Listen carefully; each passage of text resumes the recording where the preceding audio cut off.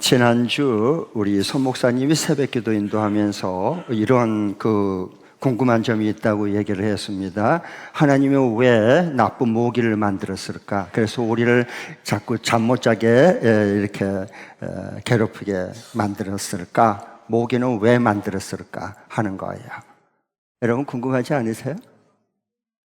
저이 목사가 이제 별명이 애정남이에요. 애매한 것을 정확하게 풀어주는 남자예요. 그래서 거기에 대한 하나님께 갈 필요도 가서 물어보고 너무 늦으니까 지금 그 궁금증을 좀 풀어드리도록 하겠습니다.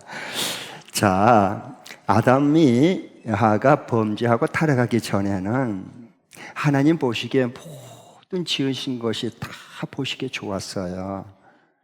거기도 모기도 포함이 돼요. 그래서 곤충학자들이 연구를 해보니까 이 생태계에서 특별히 이 일부 모기종들은요 굉장히 모든 것이 유익되긴다는 거였어요.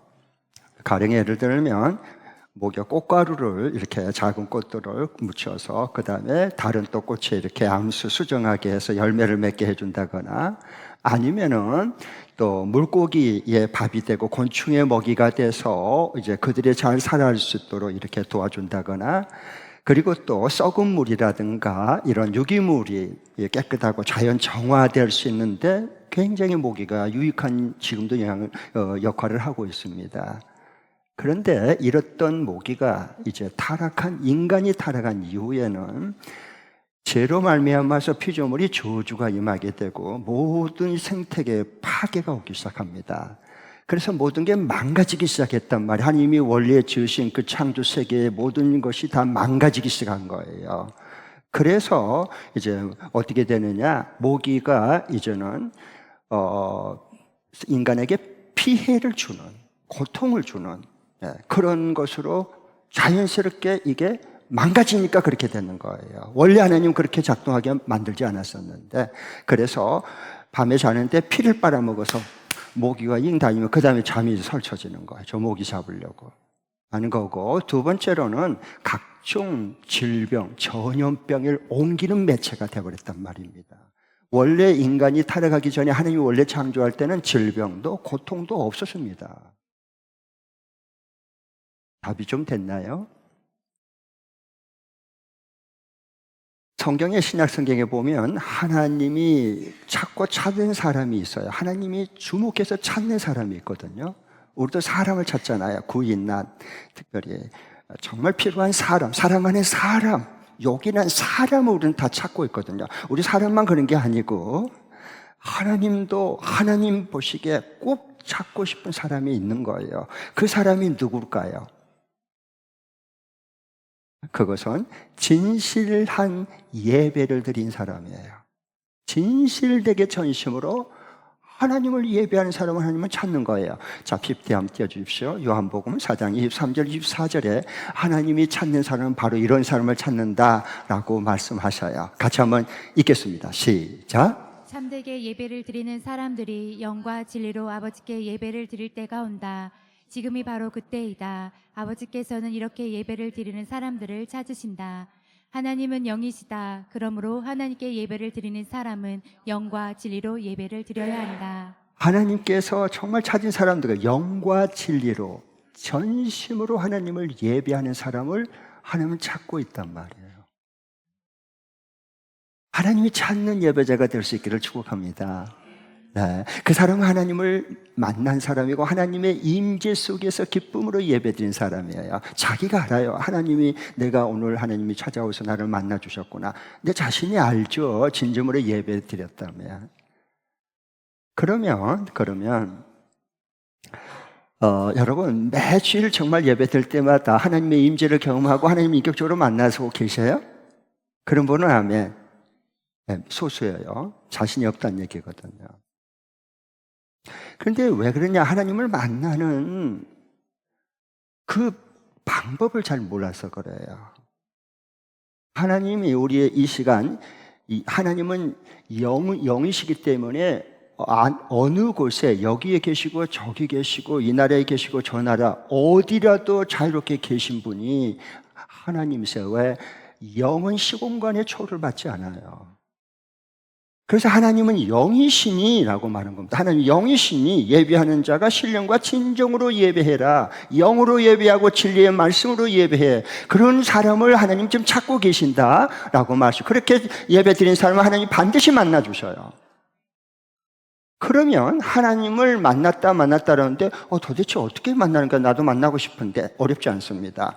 하나님을 만나는 것은 하나님이 찾아오셔서 내게 말씀해 주신 그 음성이 들리는 것이 곧 하나님 만남입니다. 인격적인 사람은 사랑하는 사람이도 오랜만에 만난 친구든지 만나면 대화를 합니다. 그 말이 들렸을 때 나는 이 친구, 이 사람을 난 지금 만나고 있구나 하는 것을 확증하는 거예요. 하나님 똑같은 겁니다. 자, 하나님이 정말 찾고 찾은 사람은 영과 진리로 하나님 앞에 진실되게 예배한 사람이고요. 반대로 거꾸로 말하면 하나님이 제일 싫어하는 사람이 있어요. 그 싫어하는 사람이 누굴까요? 예배 드리는데 그건요, 성전 뜰만 받고 그냥 돌아가는 사람이에요. 하나님 찾지도 않아요. 하나님 구하지도 않아요. 그냥 예배 시간에 참여해주고 끝났으니까 돌아가는 거예요. 이걸 성전 뜰만 받고 그냥 돌아가는 사람 제일 싫어한다 그랬어요. 정말 그럴까 하면 성경 보겠습니다. 같이 이사야서 1장 12절 13절 하나님이 얼마나 싫어하나 보겠습니다. 시작. 너희가 나의 앞에 보이러 오지만 누가 너희에게 그것들을 요구하였느냐? 나의 뜰만 밟을 뿐이다. 다시는 헛된 재물을 가져오지 말아라. 다 쓸모없는 것들이다.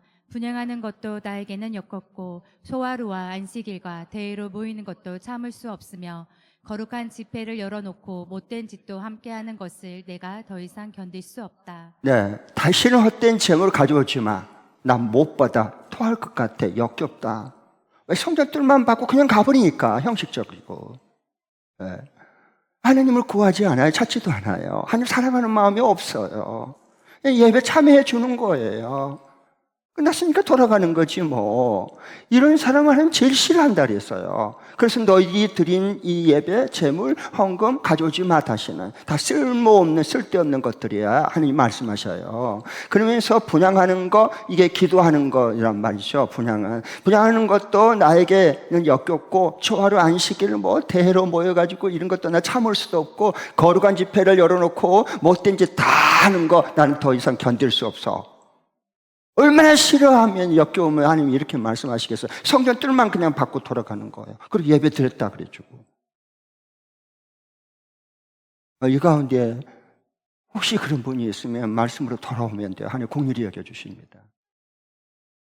그러니까 똑같이 예배를 드려도요, 하나님이 다 예배 드릴 거라, 받을 거다? 아니에요. 받은 사람이 있고 안 받은 사람이 있어요. 어디로 보면 알 수 있죠? 창세기 4장에 보면은 최초의 예배자가 나와요. 형제예요. 가인과 아벨이에요. 그런데 그 가인과 아벨이 하나님 앞에 예배 드리고 제사 드렸어요. 그런데 가인의 것은 안 받고 아벨 것만 받았어요. 거기서 살인사건이 일어나요.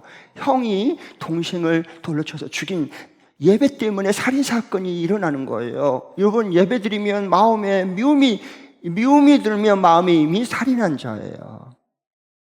예배는 이렇게 굉장히 우리 인생이 소중해요. 사람을 살리느냐 죽이냐까지, 내가 사느냐 죽느냐까지 이걸 결정할 만큼 예배는 소중한 거예요. 네, 아멘. 네. 자, 그러면 왜 하나님께서는 아벨은 그 예배를 받으시고 재물은 왜 가인 것은 안 받았을까? 재물도 드렸고 농사인 것 가지고 농부니까 농사꾼이니까 그 수확한 걸 가지고 하나님 앞에 재물도 안 드린 것도 아니고 제사 안 드린 거 아니고 예배 다 드렸거든요. 그런데 왜 아벨 것은 안 받았을까요? 그렇게 굉장히 궁금하지 않습니까? 왜 그게 나이니까. 내 모습이잖아. 우리는 아벨 예배 잘 안 드려요. 우리는 가인이에요. 가인. 자꾸 가인이 아벨인치 하지 마세요. 그럼 여러분 맞아서 죽었어야지. 안 죽었잖아. 왜? 가인이니까. 그럼 왜 하나님께서 예배를 드리면 왜 가인 것을 안 받았을까? 너무 궁금하잖아요. 예배 드렸잖아요. 우리 예배 드렸잖아요. 그런데 정말 하나님 받으셨냐? 받은지 확인도 안 하고 그냥 가버려요. 예배 끝나고요. 이게 습관이 되는 거예요. 그럼 이제 형식적인 진짜 성전 뜰만 받고 가는 예배자가 되는 거예요. 나는 예배 드렸다. 라고 이안을 받는 겁니다. 아니거든요. 하나님 안 받았거든요, 그 예배를. 그러면 왜 그랬을까? 원인을 좀 발견하고 원인부터 치유하고 회복할 수 있는 하나님의 그 치유와 회복의 역사를 경험을 해야 돼요. 네. 그래 하나님을 만나는 예배자가 되는 거예요. 가인은 왜 그러면 가인 것을 안 받았을까, 예배를? 뭐 다른 사람들 이렇게 들어보면 뭐 이렇게 정성이 부족해서 그렇다, 뭐 첫 새끼를 안 드려서 그렇다, 뭐 희생 제물 양으로 안 드렸기 때문에 그렇다. 그때는 감사제였거든요. 감사제는 피가 없어도 돼요. 그런데 중요한 그게 문제가 아니라 왜 아벨과 그 예물을 안 받았느냐, 이렇게 성경은 분명하게 말해줘요. 아니면 안 받을 수밖에 없어요. 받을 수가 없어요, 아벨의 제사는요. 자, 신약, 구약은 신약으로 보이는데 같이 한번 요한일서 한번 보겠습니다. 요한일서 3장 12절에 보면 분명하고 선명하게 하나님이 이렇게 말씀하셔요. 읽겠습니다. 시작.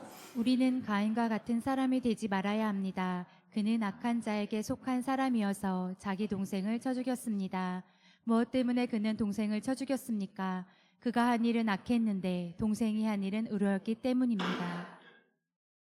우리는 가인과 같은 사람이 되면 안 돼요. 그런 예배자가 되면 안 된다는 거예요. 왜 하나님께서 그 앞에 곡식을 드리고 예배를 드리고 제사를 드렸는데 왜 안 받았냐?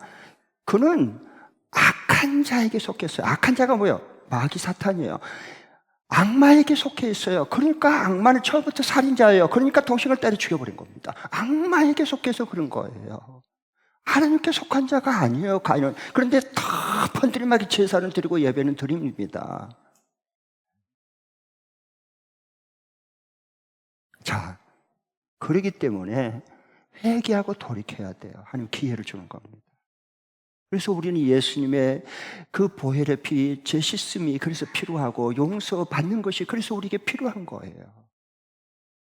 그래야 가인의 예물을 제사를 드릴 수 있지 않겠습니까? 자, 이제 예배 중에 특별히 이제 다른 교회에서 신앙생활하다가 이사를 했거나 이제 그래가지고 와서 우리 교회 처음 참여하신 분 중에 이제 이런 궁금한 점이 질문한 분이 있어요. 저는 질문한 사람을 참 좋아하거든요. 목사님, 왜 열리문 교회는 성가대가 없어요? 대부분 성가대가 여기 있잖아요.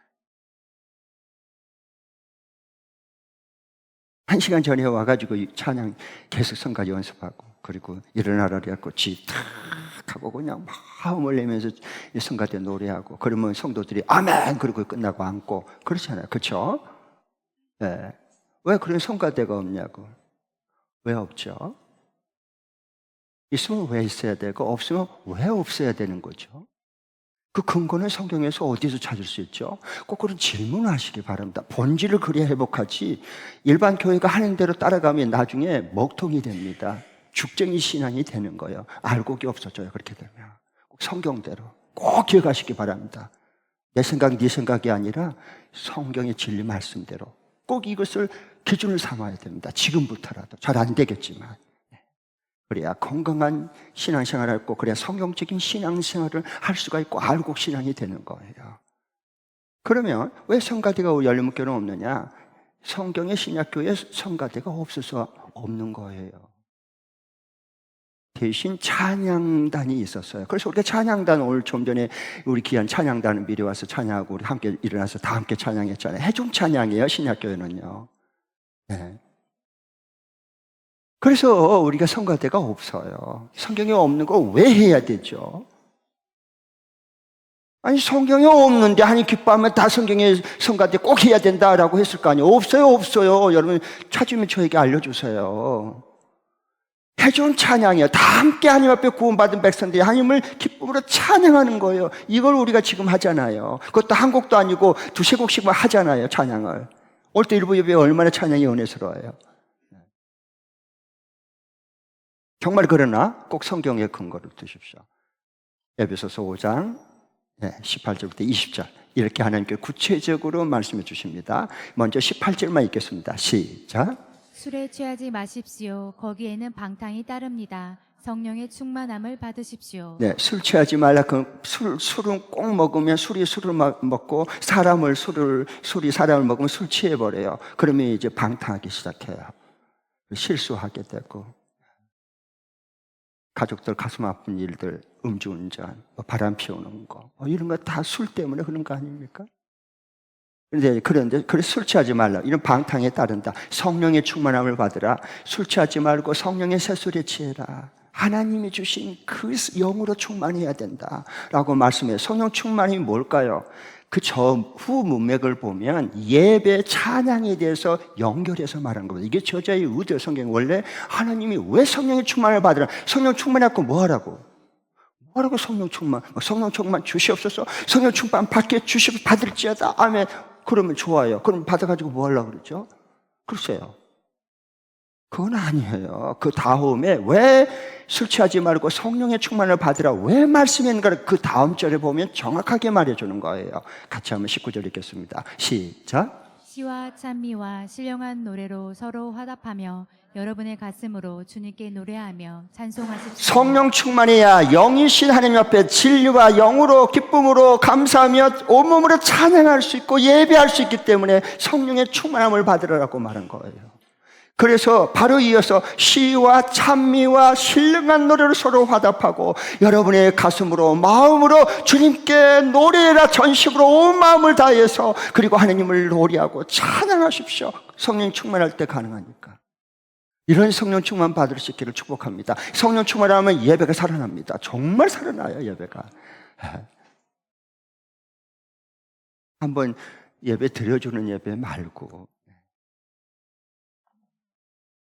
이 예배는 하나님이 날 사랑해서 나에게 주신 거야. 놓칠 수 없어. 이렇게 되는 거. 이게 성령 충만이에요. 찬양을 부를 때도요, 여러 가지예요, 여러분. 찬양 부를 때 온 마음을 다해서 기쁨으로 찬양하는 사람이 있어요. 그것도 목소리가 부족하고 몸이 부족하니까 막 두 손 들고 찬양해요. 절대 손 안 든 사람이 있습니다. 그게요, 이게 손 이렇게 하고 높인 거. 이게 높이 해봤자요, 1m밖에 안 돼요. 그런데 이게 10년 걸릴 수 있고요, 손을 들고 온몸으로 찬양하는 게요, 기쁨을 찬양하는 게, 이게, 나 죽을 때까지 60년, 80년 걸릴 수도 있습니다. 이 1m 이게 오르냐 내리냐, 이게 쉽지 않아요. 영적인 내가, 중풍병에 맞으면 마음을 하고 싶은데 손이 안 올라가는 겁니다. 왜? 이 중풍병 맞으면 몸이 안 움직여요. 몸이 마비가 돼서 안 움직인다니까. 영적 세계도 똑같은 겁니다. 정말 주의 영이 충만히 임하면 사도 다윗은요, 이 법궤, 이 말씀이 원래 법궤를 예루살렘에 안치해 놓고 그 하나님의 임재와 영광 앞에 막 기뻐서 춤추고 찬양하고 막 할렐루야하고 막 모두 다 막 찬양 기뻐 뛰면서 찬양한 그 내용이에요. 오늘 26장 말씀이. 아멘. 그러고 말고 다윗은 왕이면서 체면 다 내려놓고요, 뭐예요? 막 덩실덩실 막 춤추고 하나님의 임재 앞에 너무 그 춤을 추다가요, 바지가랑이가 내려가는데 그것도 모르고 막 춤추고 막 이게 내려간지도 모르고 춤을 췄어요. 그렇게 하나님의 임재 앞에 뛰어놀았어요. 기뻐서 어쩔 줄을 모르는 거야.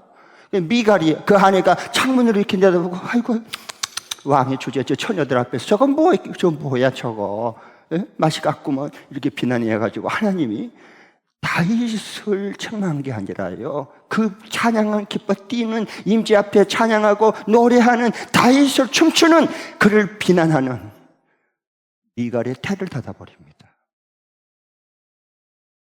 하나님 그렇게 말씀했다고 우리가 말씀해 주는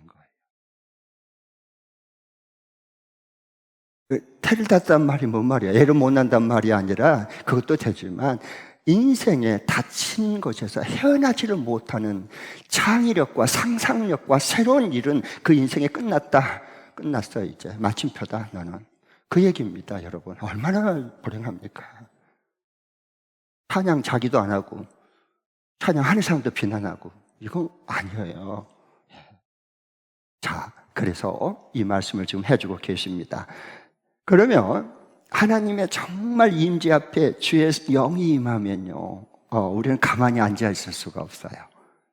그래서 기쁨으로 감사하면서 하나님 앞에 찬양해요.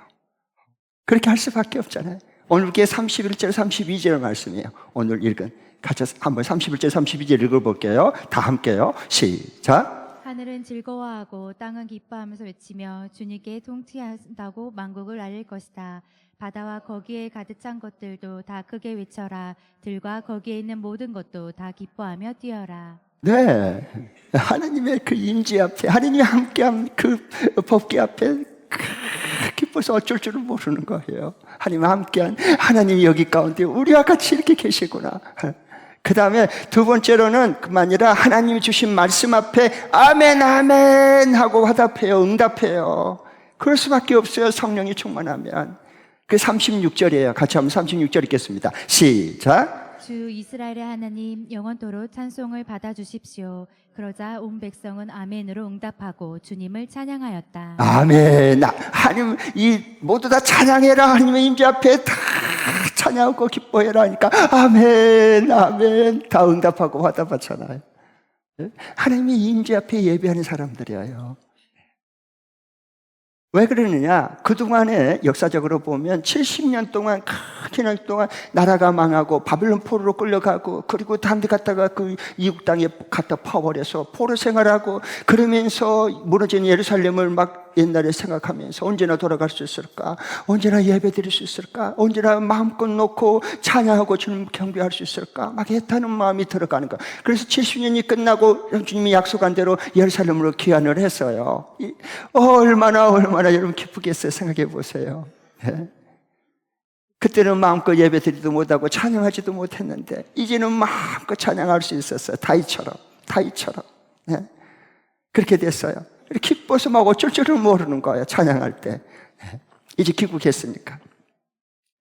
자, 지난 우리가 이제 5년 전부터 3년 동안 그 코로나19 때문에 예배를 교회가 못 드렸습니다. 모일 수가 없는 거예요. 정부에서 제재를 가는 겁니다. 왜? 감염 때문에 사랑을 실천해야 되니까. 그래서 못 모였다. 그래서 줌으로 집에서 우리 한동안 예배 다 드려서 한국교회도요. 그때 우리가 이게 항상 우리가 모여서 예배 드리면 주일 예배 드릴 줄 알았더니 코비드만 조금 와도 이게 마음껏 예배 드릴 수도 없고 기도할 수도 없고 찬양할 수도 없고 함께 모여서 하나님의 귀한 말씀 앞에 아멘 할 수도 없고 이건 뭐지 어떻게 되나 이게 회복될 건가 그러다가요 그때에서 우리 깨달았어요.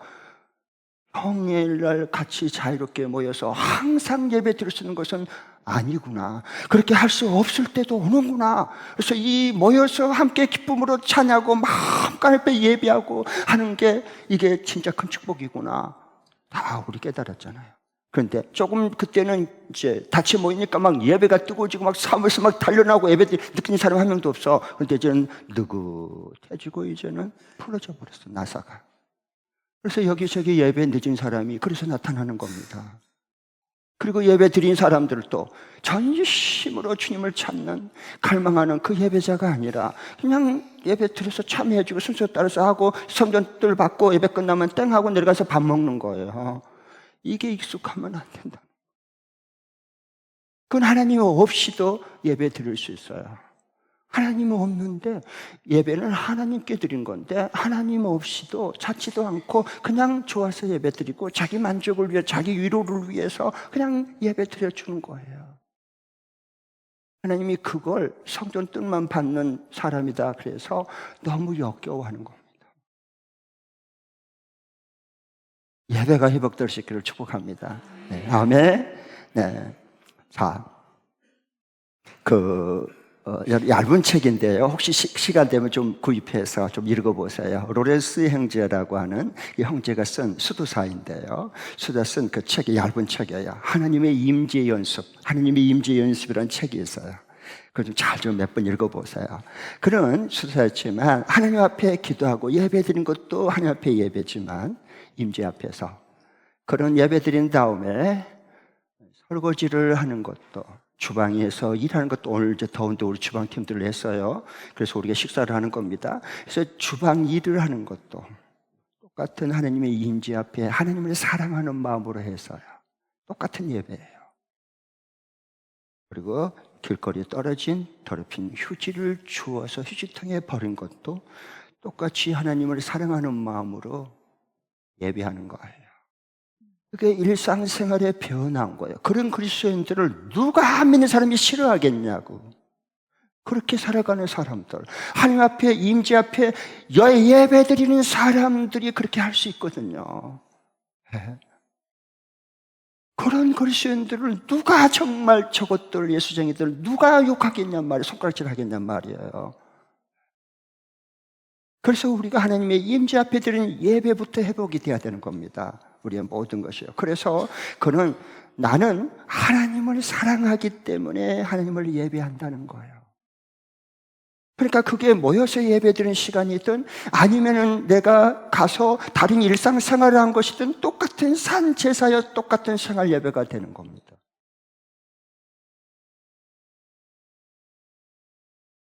얼마나 삶이 기쁘겠어요. 생각해 보세요. 예배가 기쁘고 기도하는 게 기쁘고 정말 내 일상생활하는 게 기쁘고 얼마나 기쁘겠냐고. 그 다음에 두 번째로는 그가 80세에 이제 운명 하나님 부르셨거든요. 80세까지 사셨는데 그 죽음을 앞두고 최후의 마지막 선찬식에 참여하면서 이런 귀한 말을 남겼어요. 그게 저에게도 울림이 가끔 되거든요. 뭐라 그랬느냐 이렇게 말했어요. 여러분 항상 뭐래도 하나님을 사랑하는 마음을 하십시오. 하나님을 전심으로 사랑하는 마음으로 하셔요. 어디서 무엇을 행하든지 하나님이 함께한 그 하나님을 사랑하는 마음으로 하시고, 그리고 예배를 드든지 무슨 일을 해도 항상 감사하는 마음과 찬양하는 마음으로 항상 하나님을 사랑하는 마음으로 하십시오. 그게 천국이에요. 이 땅 위에 임한 천국이에요. 그리고 아무것도 염려하지 말고 기도로 맡기세요. 성경대로. 그는 그렇게 살았거든요. 마지막 80세에 눈을 감을 때까지, 하나님 부름 받을 때까지. 꼭 여러분 한번 기회 되면 단숨에 읽을 수 있어요. 얇은 책이니까 한번 사서 읽어보시면 많은 도움이 되고 감동이 될 거예요. 자, 그러면 이번 주간에 이제 한 주간도 하나님의 임재를 경험하는 예배자로서, 살아있는 산제사를 드리는 예배자로서 내가 어떻게 하면 이렇게 될 수 있을까? 실천 적용할 수 있는 말씀 이렇게 하면 됩니다. 한번 같이 한번 띄워주시죠. 두 번 읽겠습니다. 시작. 매주 토요일 저녁에는 내일 하나님께 드릴 예배 찬양곡과 본문 말씀을 미리 묵상하고 한 가지 질문을 가지고 와서 하나님의 임재를 갈망하는 마음으로 예배드린다. 다시 한 번 더. 매주 토요일 저녁에는 내일 하나님께 드릴 예배 찬양곡과 본문 말씀을 미리 묵상하고 한 가지 질문을 가지고 와서 하나님께 임재를 갈망하는 마음으로 예배드린다. 이렇게 하시면 돼요. 이미 하고 계신 분들 많을 거예요. 어제 저녁에 뭐 하다 주무셨어요? 몇 시에 주무셨어요? 왜 그게 여러분에게 그렇게 중요했죠? 오늘 드릴 예배에 피해를 줄 만큼 그게 중요했던가요? 하나님을 사랑하는 마음이 없어서 그래요. 그러니까 꼭 저는 이제 이 목사는 항상 과거를 안 모르니까 오늘부터 잘하자는 얘기거든요. 그러면 돼요. 하나님 도와주십니다. 꼭 토요일 저녁이 되면 꼭 내일 주일 하나님 앞에 드릴 내 인생의 최고의 가치를 드리는 것을 준비해야 됩니다. 연속곡도 보시고 애들과 함께 노시고 게임도 하시고 그 다음에 프리미엄 영국의 축구도 보고 싶으면 그렇지만 꼭 한 가지 내일 주일 예배를 준비하십시오. 주님을 사랑하는 마음으로 다른 데의 마음을 뺏기지 마십시오. 여러분에게 유익이 안 됩니다. 그래서 꼭 토요일 날 저녁에 내일 주일 예배 드리고, 그래서 금요일 날 오후에 다 찬양 1부, 2부 곡 다 띄워줍니다. 성경 본문 제목 다 띄워줍니다. 왜 띄워줄까요? 토요일 날 저녁 자기 전에 미리 그 찬양 미리 부르고, 내일 가서 하나님 기쁘게 찬양해야지, 우리 하나님 얼마나 기쁠까, 얼마나 기뻐하실까, 이런 마음으로, 그런 마음으로 하나님 앞에 예배 드릴 수 있도록 기도하고, 그리고 성경 본문 말씀을 잘 묵상한 다음에 뭐예요? 한 가지 질문을 가지고 오는 거예요. 이건 이렇게 되는데 왜 이렇게 했을까? 하나님이 목사님을 통해서 그 말씀을 어떻게 풀어주지? 이런 설레는 거룩한 기대감을 가지고 오셔야 돼요. 그래야 성전 뜻만 받고 그냥 했다 가는 그런 게 역겨운 예배자가 아니란 말이에요. 그런데 왜 그러면 우리가 이게 잘 안 될까? 왜 토요일 날 저녁에는 왜 이게 내일 부를 찬양을 하나님 사랑하는 마음으로 찬양을 같이 애들과 함께 같이 불러보고, 그 다음에 또 주일 말씀을 이제 내일 주일 말씀을 묵상하고 어떻게 하면 내가 말씀을 받고 한 주간 동안 승리할까, 이거 왜 잘 안 될까? 왜 세상 미래에 푹 빠져버릴까? 아민선하고 똑같이. 그리고 늦게까지 잠 안 자고 있다가, 그리고 이제 아침 늦게까지 자고, 그리고 이제 부시부시 해갖고, 그리고 예배 듣고, 이렇게 습관이 된단 말이에요. 그렇죠? 저 뒤에 앉아 계신 분들 가능성이 높아요. 깜짝이야, 괜찮아요. 그럴 수 있어요. 오늘부터 잘하자는 거예요, 저는요. 네? 아멘? 네, 그래요. 왜 그런 줄 아세요? 제가 말씀해 드릴게, 솔직하게 다. 왜 그러냐, 우리가 이 일요일이 휴일이라고 생각해서 그래요. 간단해. 휴일, 공휴일로 생각하는 거예요. 그러니까 토요일 날, 아이고, 내가 그냥 마음껏 볼 거 다 보고, 마음껏 하고 싶은 거 다 하고, 그리고 그냥 마음껏 하다가 12시 넘으면 늦게까지 있다가 내일 푹 자면 되니까 푹 자는 거야. 자는 거야. 내일 일요일이니까. 그건 세상 안 믿는 사람들의 시간관이에요. 성경으로 돌아오세요. 성경대로 왜 이렇게 제가 믿자고 그럴까요? 성경은 일요일은 휴일이 아니라 주님의 날이에요. 거룩한 날이에요. 성령이 임하는 교회가 탄생한 날이고, 예수님이 우리를 위해 죽으셨다가 부활한 날이 새벽에 부활했어요. 그게 일요일 주일이라 그래요. 우리는 주님의 시간, 주님의 몸이에요. 우리는 어디 주님의 날을 어디 휴일로 누가 그렇게 여러분을 속였습니까? 그러니까 예배가 안 되는 거예요. 항상 늦는 거예요. 예배 빠지고, 그리고 가끔 오면 늦고, 못 벗어나는 거예요. 이게 1, 2년 지나도 안 변하는 겁니다. 왜? 우리 이 인식 체계가 성경의 진리의 말씀으로 아직 안 들어온 거예요. 이게 주님의 날이야. 그래서 일주일 동안 가장 먼저 부활한 날, 새벽을 깨우는 날은 주일날이에요. 부활을 연습해야지. 어차피 우리 죽었다가 부활할 텐데. 우리를 사랑해서 우리에게 주의 날, 부활한 날, 새벽에 깨우는 날이 우리에게 주셨잖아요. 예수님을 정말 나의 인생의 주인으로 모시고 산다면 그날은 내 날이 아니고 휴일날도 아니고 주의 날이에요. 왜 주의 공금을, 공시간을 빼먹습니까? 뺏었으면 안 됩니다. 그건 아니에요. 꼭 성경의 진리로 돌아오십시오. 주님을 사랑하는 마음을 잃어버렸다면 첫사랑을 회복하십시오. 하나님이 도와주십니다. 오늘 꼭 헌신하고 그리고 돌아가세요. 네.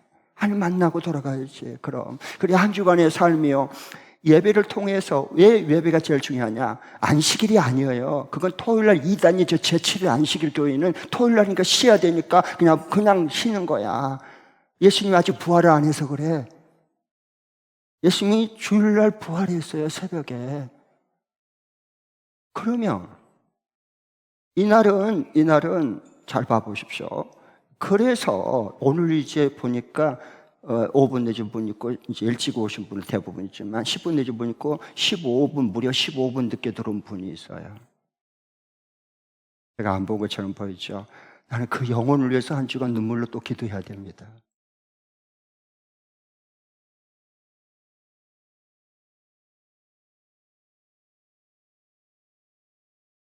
그러면 어떻게 하면 되느냐? 이렇게 하면 됩니다. 회복을 말씀드릴게요. 오늘 내가 만일에 10분 늦었다 예배에, 그것도 한 번, 어쩌다 늦은 거 저 다 이해해요. 갑자기 무슨 일이 터지면 늦을 수 있습니다. 제가 그것 정도 수용을 못할 목사는 아니에요. 다 이해해요. 네. 그런데 습관적으로 늦은 사람 말하는 거예요. 습관적으로. 그런 사람은 내가 오늘 10분 늦었다 그러면 꼭 오늘 기도하고 준비하고 하나님 만나서 오는 주 토요일 날 꼭 주일을 준비해서 찬양 같이 먼저 곡을 부르고, 그리고 예배한 것처럼 말씀 묵상하고 한 가지 질문을 가지고 오시되, 오늘 10분 늦었으면 집에서 출발할 때부터 예배는 시작이 되는 거예요. 집에서 출발할 때부터 하나님 보고 계셔요. 그걸 예배로 받아주셔요. 그래서 출발할 때가 중요한 거예요, 시간이. 그래서 꼭 10분 늦었으면 집에서 20분 먼저 출발해야 돼요. 그래야 여기 10분 전에 도착하고 준비해서 하나님 앞에 전심으로 신령과 친정으로 예배하는 기쁨을 맛보기 시작해요.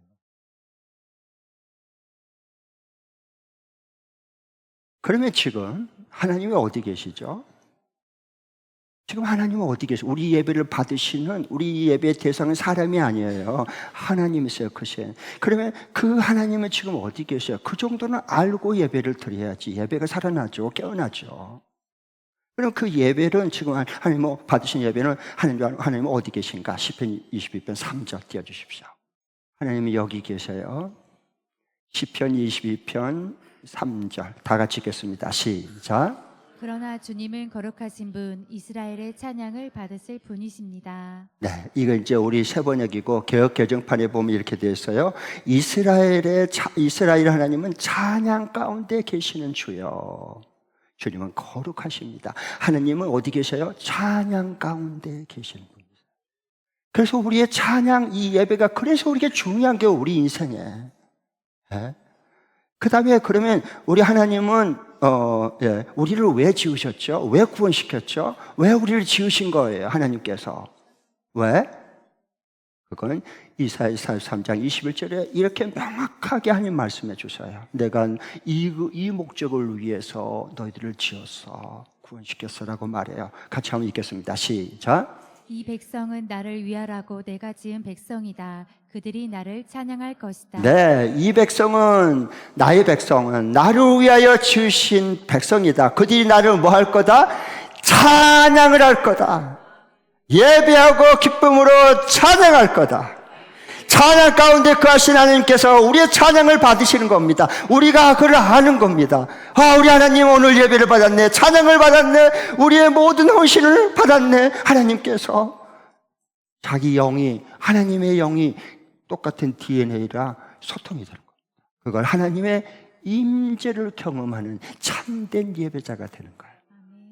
그렇게 하면 오늘 예배로 땅땅 치는 게 아니고 끝내는 게 아니라 오늘 주간의 첫날인 이 주의 날, 이 일요일이 아니라 주의 날을 예배하면서 시작하면 내일 월요일부터 토요일까지 일상생활에 어마어마한 영향을 끼치는 거예요.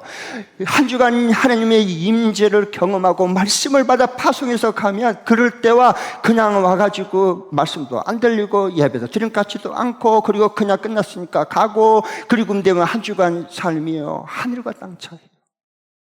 그래서 우리 인생에 하나님이 예배를 소중하게 여기란 말씀한 거예요. 찬양 가운데 거하신 우리를 원래 목적을 지은 하나님을 찬양하고 기뻐 예배자로 우리를 삼아주신 그 하나님을 만나고 간증하고 자랑할 수 있는 복된 한 주간이 될 수 있기를 축복합니다. 다 함께 자리에 일어나겠습니다.